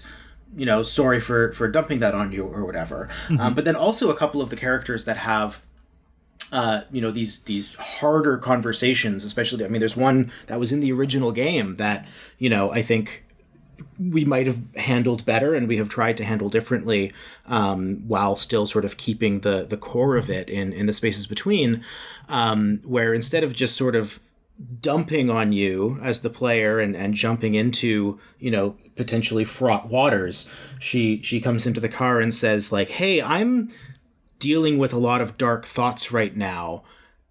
Are you okay to talk about that? And you have the opportunity to say like, yes, or I'm also dealing with dark thoughts, but yes, let's talk about it. Or you can say, I'm not actually in a place to do that right now. And she says, okay, I totally get it. And that's sort of the end of the conversation. But sort of this idea of, that's how we as people should be dealing with each other too, right? You don't just go to your friend and start dumping on them because you've had a hard day. Like, you don't know where they're at. You don't know if they can deal with that right now. Or, the idea of somebody, is complaining to you about something, asking, what do you want from me out of this? What do you need from me? Are you looking for just someone to talk to, or are you looking for solutions? Like, because different people are going to have different ideas of what that looks like. So we're trying to sort of help model those ideas as well. And I've definitely been in that space 100 times. Folks, want to ask up front, like, hey, I'm in I'm in a spot. Can you listen? Can you be an ear for me? And it's like, yeah. Totally. I'm totally ready now. And, you know, as much work and thought went into some of the deeper menu systems, like the content filtering, the stuff that we put up front, unmissable. Every single player encounters this. Every single player has this option. You know, every single player gets this, you know, courtesy. Hey, I'm going to talk about some real shit before I dump on you. You can opt into this. Like, those ended up being much more important, meaningful, and, like, mechanically and narratively aligned with our game answers to this kind of content warning, content filter problem, quote unquote, that games, and to some case, because of how they're received, queer games especially, struggle with, is like, yeah, those solutions are fine and all, but those are kind of like, here's your bulletproof vest. Rule number 1 in don't get shot is don't get shot. Just, like, avoid bullets. Like, if you fail to avoid the bullets, then here's your bulletproof vest. And in this case, it's like, hi, even if you neglected all of our warnings, even if you blasted through or like, hey, this game is going to talk about real shit, like, message from the devs at the start, even if you'd never look at the content filtering, some of the more difficult conversations are still going to start with a, hey, heads up, courtesy, here's your chance to opt out. Because it just makes sense. No matter what other systems we have at play, it just worked better. That's awesome. Yeah, just more tools. More tools. That's so fascinating that between the first Glitchhikers leading the way for a lot of folks, for a lot of people in its narrative, and just how you can just put somebody into a space. You just put them there. That's where they go. And now, you know, the new Glitchhikers being something more about, hey, you can put them in a space. You can also help guide them through the space in a lot of different ways. And you can put them into places and headspaces where they can self-filter in and out of conversations that they are interested in or disinterested in. Like, that's some incredibly powerful tools. I mean, it's been extremely fortunate that we have such a talented team working on this. You know, it hasn't just been Lucas and I. And I think it's also been, I don't want to go so far as to say fortunate, but, you know, perhaps well-timed that all of these brilliant people have been trapped in their homes. And so we've had a lot of time to focus very intensely on these questions. And I think everyone's been thinking about self-care and how do you sit with discomfort? How do you sit with extremely complicated, terrifying things that are fundamentally related to the ins and outs of being a body on this planet? How do you do that when you can't just run away from those problems or self-soothe by just, like, you know, going to the movies when you are just still in that space and consequently still in that headspace? What do you do? How do you sit with that discomfort? I mean, that's been the challenge du jour every day for months. And so to some extent, it's, you know, that resonance and that connection back to the game we're making is, you know, it's been a helpful environment insofar as it keeps me focused on the stuff we're supposed to be thinking about. I don't know if it's necessarily the best or most fortunate, but it's a connection that I think is worth making and talking about just briefly. Yeah. You know, if it's all right, do you mind expanding on that a little more about how development during the pandemic has been for you all, for Glitchhikers, especially because I know that Silverstring is such a project-oriented thing that when projects start, you know, moving around radically like they did last year, I'm sure for y'all, that it changes kind of how things went for you. Yeah, I mean, it's been a very strange time for us because, you know, we started ramping up as the world was ramping down, so to speak. We brought Phil back onto the team, like the month before lockdown started. And since then, we have grown to, 7 folks plus a bunch of contractors that we're working with who are amazing.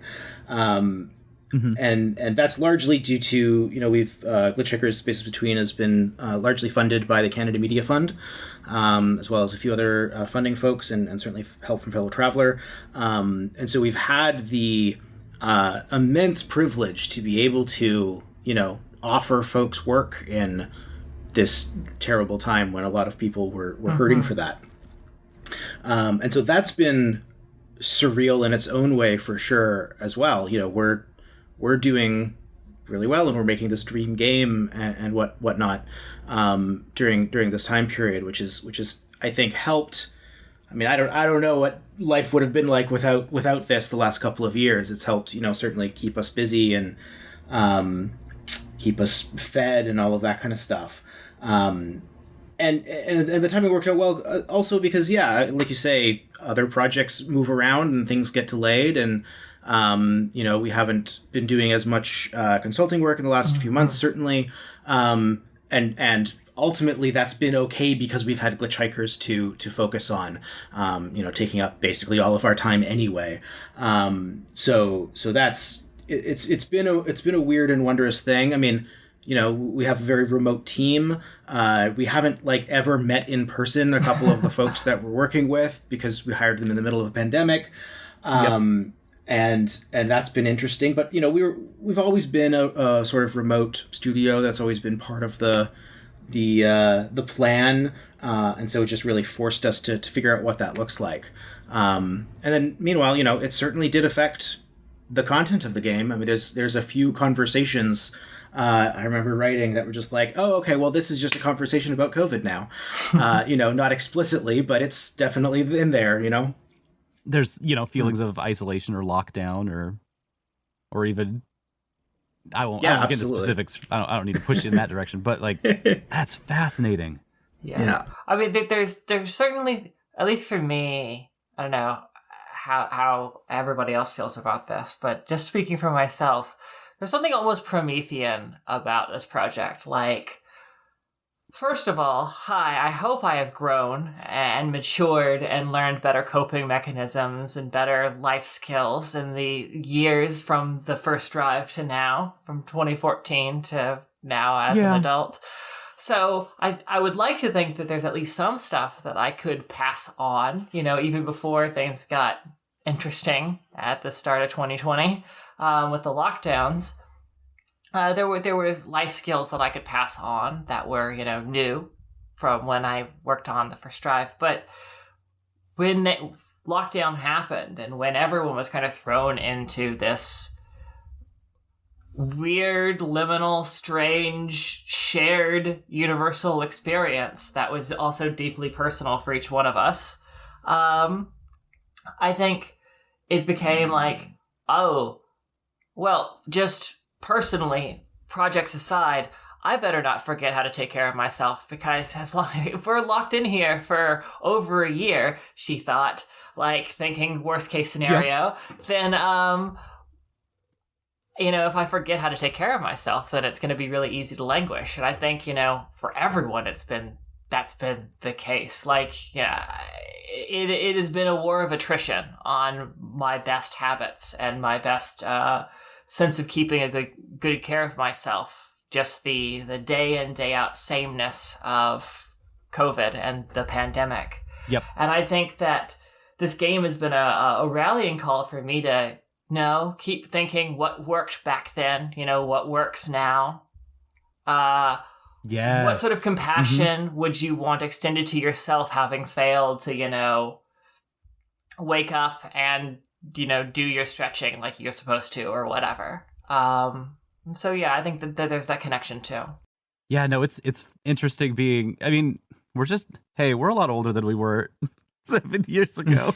Turns out. In that way, it turns out that's how that works. I've been seeing it the same way where, we're getting older and now it's people are looking up to us as trying to figure out, because a lot of folks are trying to get their sea legs in some way or another, and maybe in a new field or maybe in the same field they've been in for a long time, or maybe just in life, just figuring out how to get their sea legs again, living and doing laundry regularly, those kinds of things.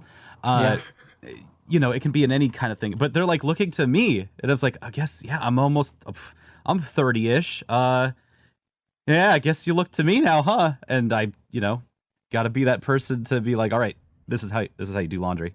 I got you. You gotta wash. You're gonna wash those colors all together. Wash with the whites. I don't care. But just turn your graphic tees inside out. It'll make them last so much longer. Yeah. Oh, Life does it? tips. I don't know. Actually, on the topic of the workflow, I actually was curious because obviously this is a much more labor-intensive project than the original Glitchhikers was. Yeah. How much does adding sections that don't take place inside a vehicle add to your like work pipeline? Because you have the park, which is walking around, and the airport is also not in an enclosed, tight vehicle space. Like, how much of a challenge is that technically? I mean, in some cases, it was like making 4 different games. It really was. It really was. Every one of them, you know, we've talked about how they're all different mechanically, and of course, like, how did we decide that was a good idea? Because it is making 4 different games.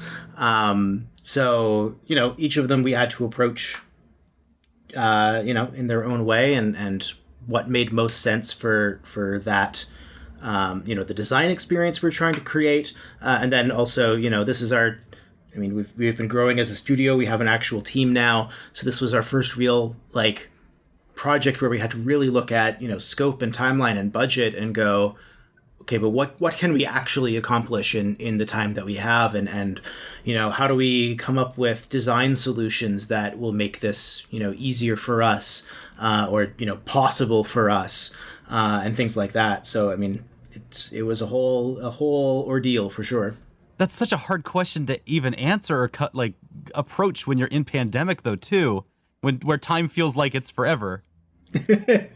Yeah, I mean, you know, like I say, because we had, you know, specific funding, mostly from the Canon Media Fund, and you know, then schedules and budgets and stuff as a result. Lots of things, you know, changed over the course of the project, but we knew that we had. You know, we had deadlines, we had bars we had to reach, that kind of stuff. So we at least had that grounding. I think we couldn't just make this forever. I mean, we, you know, with the resources, we absolutely could make Glitchhikers forever. And I'm almost glad that, you know, that's not a possibility, because it forces us to, you know, actually put something out into the world and you know, make the decisions that we need to make it as tight and good an experience as we can.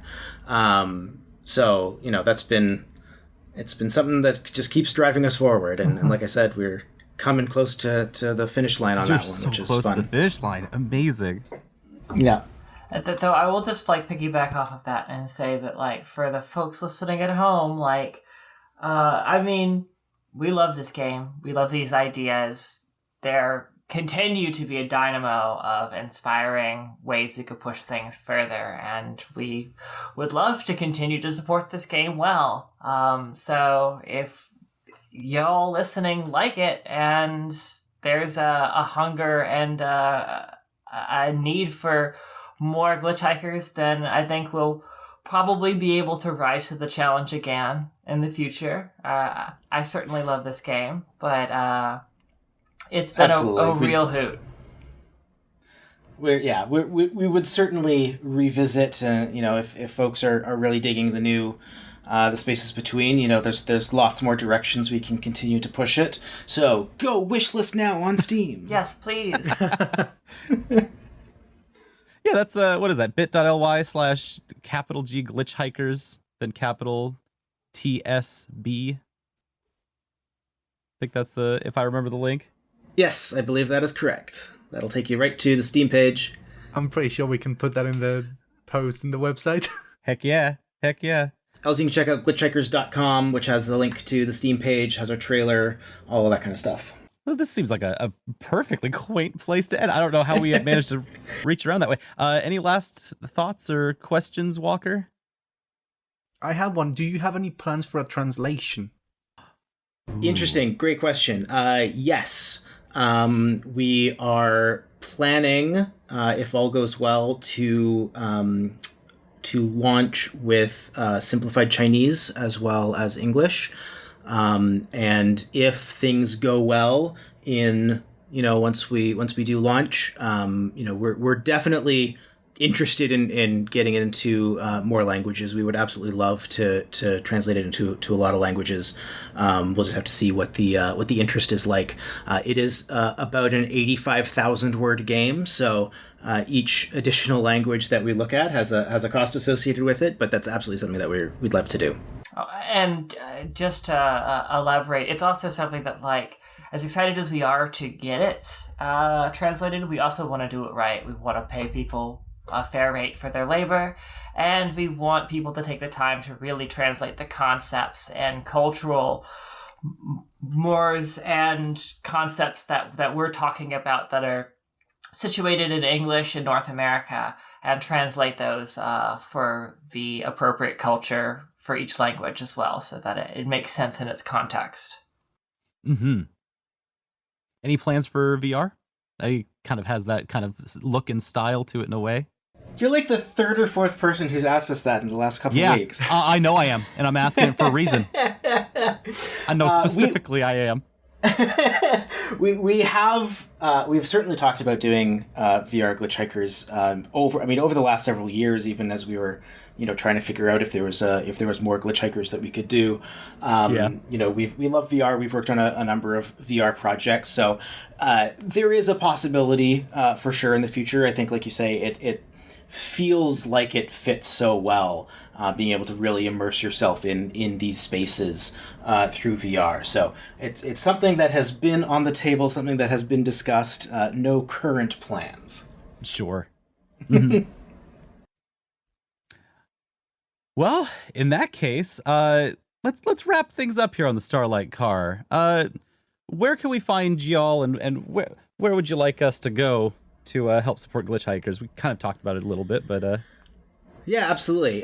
You can wishlist Glitchhikers on Steam. That's definitely one of the sort of best ways to support us. You'll get notified, as soon as the game is released next year, all of that fun stuff. You can follow our Silverstring Twitter account, which is Silverstring without any vowels. Who needs them? Yep, it's which I will spell. Yeah, Silverstring, exactly. SLVRSTRNG on Twitter. We have lots of updates and screenshots and things there that you can see. So lots of great content to follow along with. And if you're really into it, please also check out the Fellow Traveler Discord. We have a channel there where you can come and hang out with other fans of the game, and we'll be doing some fun stuff there, over the coming months as well. For the real hiker heads. Exactly. Mm-hmm. Thank y'all so much for having us here. Oh, it's an honor. Thank you for this has been letting such us a pleasure. host y'all. Thank you. Walker, where can we find you, and where can we get more introspective thoughts on tone, sound, and glitch hiking from yourself? I'm on Twitter at PunkBuffet, and in there's like a link of all my dumb music reviews and radio music. You can find me at ChorbySP. That is my Twitch handle. That is the nom de plume of evil diabolical Twitchdom. That's also where I stream on Twitch. The other things that you should definitely be following, if you're not, you may be one of the first people listening to this right now on Patreon at patreon.com/VGCC. For $3 a month, you can get a lot of our work a week early, including our anime podcast and many other delightful tidbits as we play through games and stuff. And if you like what you heard here, you can follow us at on Twitter at VGChooChoo. That is the place for tweetings. As well as Tumblr at videogamechoochoo.tumblr.com. And, come hang out with us on Discord. We're at thegamezone.zone. That's the place where the games are zoned. It's a liminal space all of its own. Oh, there's some places in there that are quite liminal. Exceedingly liminal. But yeah, thank you all for joining us on this edition of the Starlight Car. Hey, y'all, we'll go to the dining car real quick. We'll pop over, get a snack. Sounds good to me. Oh, It's a great way to end your journey. yeah. Let's all go to the dining car. I'll see y'all next time. Thanks so much. Thank you.